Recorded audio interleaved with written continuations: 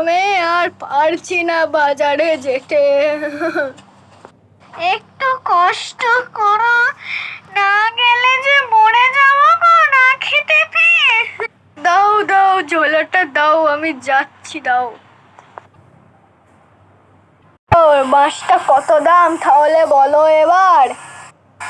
কেন, মাছটা 500 টাকা দাম, তুমি আমাকে 400 টাকা দাও। না না, 400 টাকা অনেক হয়ে যাচ্ছে। আমি তোমাকে 300 টাকা দেব, নেবে তো নাও, না হলে অন্য দোকানে যাব। ঠিক আছে, নিয়েই যাও দাদু, যখন তুমি এত করে বলছো।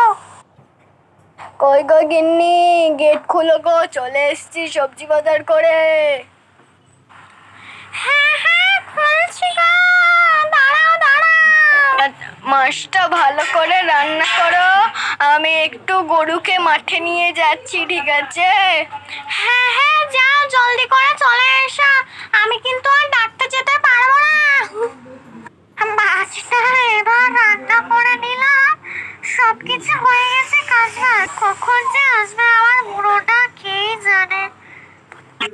কই গো, খেতে দাও এবার, মাছ ভাজা দিয়ে ভাত।